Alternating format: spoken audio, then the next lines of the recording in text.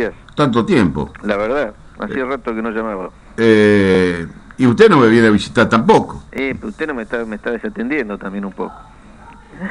Usted quedó pendiente que iba a venir a la radio. Fue así, ¿no? Sí, fue así, sí. Uy, discúlpeme. Bueno, motivos para el llamado no faltan, ¿eh? Ni para el comentario tampoco. La verdad que no. Pero también el productor hoy está tomando mate y sacando cuenta porque la cosa viene mal, ¿no? La cosa viene complicada. Todavía no... uno siempre guarda la esperanza de que... fundamentada las esperanzas en que haya una tendencia a la normalización. Pero bueno, hay cuestiones que evidentemente los tiempos se van agotando pero hay una cosa que el productor siempre tuvo, que es paciencia y saber aguantar. Y bueno, en este momento es un momento que hay que frenar un poquito y ver cómo se va dirimiendo esta cuestión del clima. Pero cada vez, sí es cierto, hay menos tiempo porque ya el fin de año cada vez está más cerca, ¿no? Sí, y además con la gente un poco ya desesperada. Ayer estaba charlando con un mayordomo de una estancia en Piedritas, La Madrugada creo que se llama, y me decía, estamos rodeados de agua y vamos a tener que sembrar de nuevo, principalmente la soja.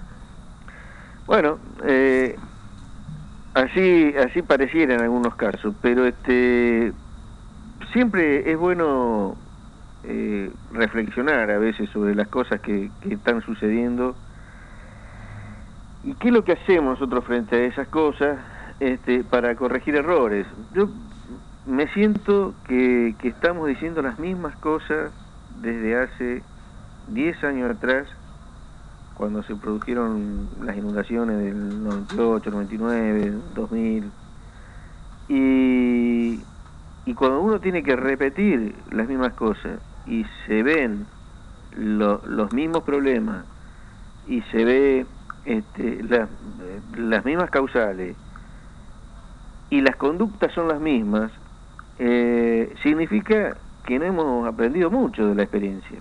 Claro. Y eso es lo que uno lamentablemente empieza a ver. Empezamos a contar las pérdidas, pero no estamos evaluando seriamente cuáles son sus causales y cómo deberíamos ir corrigiendo algunos actitudes, algunos procederes, algunos manejos, como para que estas cuestiones no nos impacten tanto como de persistir pueden llegar a impactar. Hemos siempre hablado de que nosotros entramos en un proceso de agriculturización muy violenta en nuestra zona. En muchos casos esa agriculturización se da en manos de terceros, es decir, a través de contratistas. Y estamos muy ligados a una actividad productiva primaria, como es la producción de granos, que tienen un alto riesgo. El alto riesgo es el clima. En un contexto de cambio climático, donde va a ser muy común que tengamos que soportar años de sequía como los que hemos soportado y años de excesos de agua como los que estamos soportando en este momento, deberíamos adecuar el manejo del territorio de manera tal que tratemos de minimizar los riesgos. 1114 milímetros llevamos. Sí, y nos falta todavía parte de noviembre y claro, parte de diciembre, y podemos esperar tranquilamente unos 200, 250 milímetros más hasta fin de año. Sí, ya para el jueves está dando lluvia de vuelta. Bueno, pensemos lo siguiente. El fin de semana pasado, antes de la lluvia esta última, teníamos los bajos con agua y había lomas que se habían empezado a dejar de sembrar por falta de humedad para la siembra. ¿Entendemos esa incongruencia? Sí.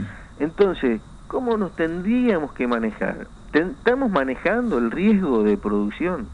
¿Estamos realmente evaluando seriamente la amenaza que está significando el clima? ¿Estamos haciendo un uso adecuado del suelo?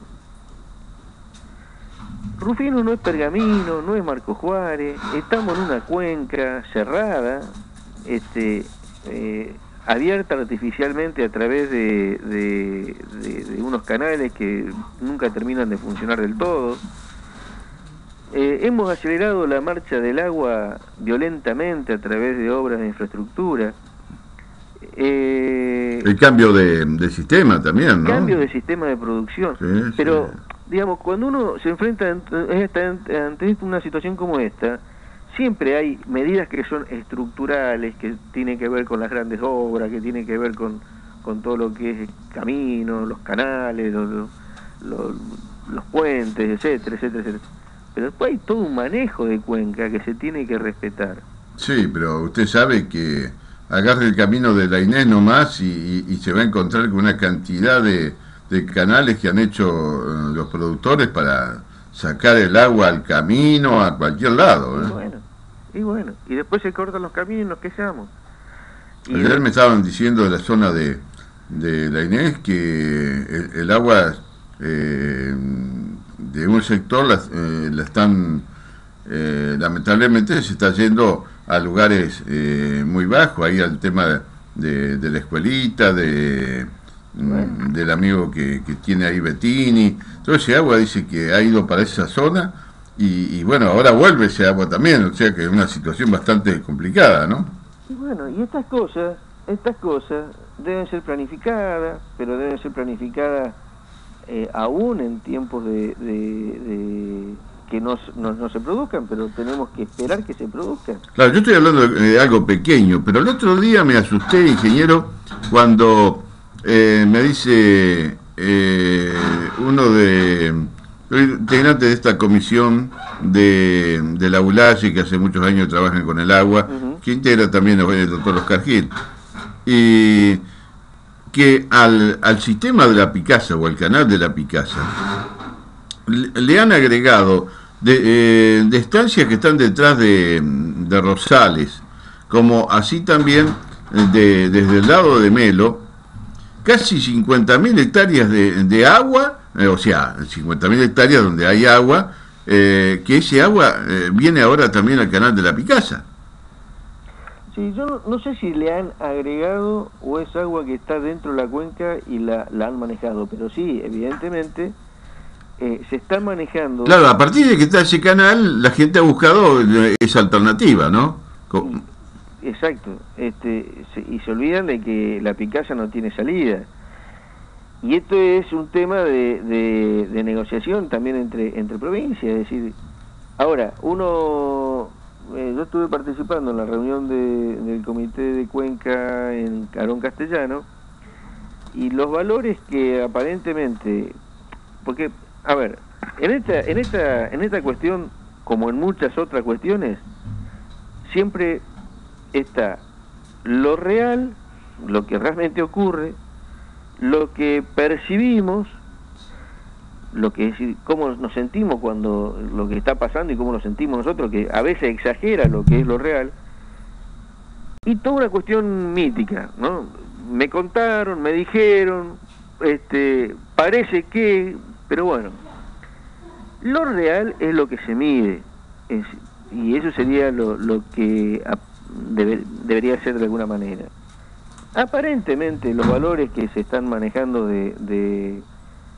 o que se estaban manejando por lo menos antes de esta última lluvia, de ingresos de agua y de movimientos de agua, eran de acuerdo más o menos a lo que se tenía presupuestado que tenía que ocurrir, e incluso algunas lagunas de retención estaban por debajo de lo que se esperaba que estuviese. Eso era las evaluaciones reales que se estaban hablando en la cuenca. Claro, para colmo hay algunos reservorios por ejemplo, el de Tuyutí, que creo que se ha cerrado ahora.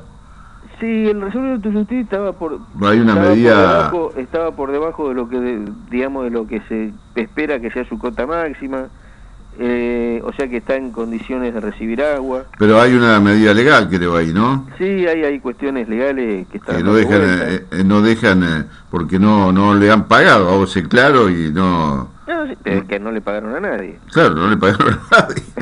No es solamente al Tuyutí, lo que pasa es que cada uno toma una posición de fuerza de acuerdo a su fortaleza, digamos. Claro, sí, sí, sí, Y ahí sí, estamos sí. hablando de fuerzas importantes. En la laguna La Malla también está por debajo de lo que se espera, o la cota máxima. E incluso en Las Ángelas, que hay otra laguna de retención, también estaba por debajo de su cota. Lo que pasa es que hay movimientos de agua extraños, producto de esto que comentabas vos, de canales no autorizados o de manejo de agua no autorizado. Entonces, la cuenca no está funcionando de acuerdo también a lo que se había pensado, sino está funcionando de un modo más extraño, digamos. Lo real es que a la Picasa, las últimas mediciones que se hicieron, no después de esta última lluvia, era que estaban entrando alrededor de 30 metros cúbicos por segundo, que es mucha agua. En la época de máxima inundación, yo recuerdo que hablaban de 45 metros cúbicos por segundo. O sea que no estamos tan lejos de ese máximo Sí, sí, de sí, sí, sí. inundación. Si Y a no eso le podés empezamos a sacar, agregar más cantidad de agua, y no podés sacar nada en ese momento. y en este momento lo que sale es mínimo, si es que sale algo. Claro. O sea que todo suma. Y vamos a ver que la Picasa va a ir incrementándose en su superficie, que también sigue siendo privada, que también sigue teniendo dueño. No sabés que me estaban diciendo acá en la radio que hace un rato Agusti de Cadena 3 estuvo hablando de la Picasa. Después Ah, se nota que, bueno, es un problema que está repercutiendo también el tema del agua, ¿no? es que sería lamentable que vuelvo a decirte, después de todo lo que se hizo, sigamos teniendo los mismos problemas, que después y que el productor siga teniendo el mismo problema, cuando hay cosas que son de propia decisión. Sí, sí, sí, sí. Y que lejos de contribuir a la solución, por ahí forma parte también del problema, porque cuando estamos acelerando los pasos de agua, estamos contribuyendo a que el problema sea grande, y estamos hablando de productores, entre productores. Es decir, el tema no es tan simple de resolver, y jamás es decir, si no adecuamos las actividades productivas internamente en la cuenca, nunca van a alcanzar las obras que hagamos en condiciones de extremo, de los extremos, ¿no? De estas lluvias tan importantes. Y por nunca van a alcanzar, porque siempre va a superar a la cantidad de agua que se va a manejar. Y hay cosas que son... Hay un valor que se llama tiempo de concentración, es cuánto tiempo demora el agua en llegar a un punto determinado. Si nosotros aceleramos en demasía ese tiempo de concentración, en el punto más bajo estamos grabando muchísimo, y nunca vamos a tener cantidad de canales para poder conducir, porque ahí los picos de conducción de agua van a superar siempre a lo que puede llegar a transmitir un canal de eso. O sea que vamos a vivir siempre inundados cada vez que llueve. Entonces, ¿para qué estamos haciendo todo lo que estamos haciendo? Tenemos que adecuar el manejo interno de las cuencas. Tenemos que volver a tener más pasturas, más campos naturales, hay que buscar actividades que consuman más agua, como la forestación en algunos sectores. Hay que retardar el acceso del agua a los canales de alguna manera, con consumos de agua en la parte más alta. Y van a decir, sí, pero ¿y la soja cada 2.000 pesos y conviene? Y bueno, sigamos haciendo soja, sigamos haciendo agricultura, sigamos manejando los aguas, pero no me hablen de soluciones inteligentes. Entonces lo que venía lindo era el poco trigo y la cebada, ingeniero, ¿no? El trigo venía bien. El problema es que cuando tenemos exceso de agua aparece una enfermedad que se llama Fusarium, que ataca la espiga, cuando no mata la planta, porque a veces cuando hay un encharcamiento prolongado aparece esa plantita blanca, completamente blanca en medio de las otras plantas, y eso es muerte de la planta por este hongo Fusarium en el pie de la planta. Pero si no, ataca las espigas y le da un toque rosado en las glumas, que es la pajita esa que rodea el grano. Sí. Y realmente puede generar daños, que tiene un crecimiento muy rápido, si las condiciones son óptimas como las que han tenido en este momento. Entonces, si no hay tratamientos efectivos y no hay un control efectivo de la enfermedad, las pérdidas de rendimiento son importantes. Entonces, yo he visto ya lotes que ya están cosechados de trigo, el lote que se han cosechado incluso hace una semana atrás, que ya habían empezado a cosechar, y realmente esos lotes son de que se espera que esos lotes no sean de alto rendimiento, porque justamente hay una maduración apresurada de la planta y que no logra llenar bien su grano, y se termina pagando con un rendimiento relativamente bajo. Usted me había dicho la vez pasada que el tema de la cebada es por contrato, ¿no? El tema de la cebada es por contrato. Claro. Y bueno, también no a todos se le completa bien el contrato, porque a veces hay algunos indicadores como el porcentaje de proteína que si están por encima de eso no lo toman como cebada cervecera, sino pasa a ser cebada forrajera y tiene otro valor. Y en lo que hace al maíz, ¿algunos apostarán al maíz de segunda? Yo calculo que las posibilidades de hacer maíz de segunda en estas condiciones de humedad son muy buenas, porque justamente va a haber buena disponibilidad de humedad como para que el maíz cumpla su periodo y ande bien.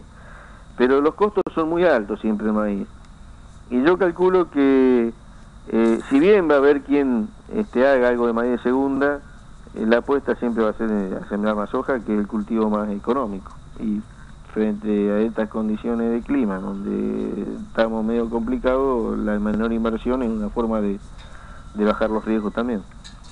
¿Cómo le fue con las jornadas? Con la jornada fue una excelente jornada, realmente fue muy buena jornada, pero con una asistencia un poco reducida de productores. Yo esperaba más productores, y que, bueno, lamentablemente porque las circunstancias generales, es decir, básicamente la fecha, el horario y la lluvia que se podía llegar a venir a la tarde hace que la gente acelere los trabajos de campo a la mañana, y entonces no asista o no prioriza asistir a una reunión de estas características. Pero de todas maneras fue una excelente reunión, porque con la gente que asistió se pudo tener una interacción muy fuerte con el disertante, que era Carlos Egiaro, y bueno, y creo que se redondeó una muy buena jornada. Faltó gente. Faltó gente, yo esperaba más gente de la que había, pero bueno, como siempre, estas cosas se hace con la gente que hay y con la que le interesa, digamos. No hay vuelta no hay vuelta atrás. Claro, y ya cuando se viene un poco el calor es bastante complicado el tema, ¿no? No, es complicado todo, el día, digamos, en medio de la cosecha de trigo y de siembra de soja, con una lluvia prevista 10 horas después, la gente está pensando en otra cosa. Claro. Eso es así. La propuesta nuestra era trabajar como se trabajó, es decir, hacer todo lo que hizo Segiaro fue todo un análisis de los mercados de carnes, de la realidad argentina en la producción de carne, de qué indicador estaba viendo, cómo estaba evolucionando la cuestión, y las oportunidades que se estaban ofreciendo para los productores de carne. Y cuando digo carne, carne en general, bovina, cerdo y de aves, bueno, y todo lo que sea, y cuáles serían las oportunidades de negocio. Entonces luego hicimos un análisis de los márgenes brutos sobre casos reales, porque eran los mismos productores los que participaban en la construcción de ese margen bruto, y bueno, y en función de eso analizar cuáles podrían ser las alternativas de inversión y cómo se debería evaluar cómo seguir el negocio ganadero de aquí en más. Bueno, le quiero decir a los oyentes que estas jornadas fueron perspectivas del mercado de la carne, oportunidades y amenazas, perspectivas de la economía argentina, perspectivas del mercado de la carne en la Argentina y análisis de los márgenes brutos en Santa Fe, en el Centro Económico de Firmat se realizó. Correcto. Ingeniero, le agradecemos su gentileza, gracias por atendernos como siempre, y ya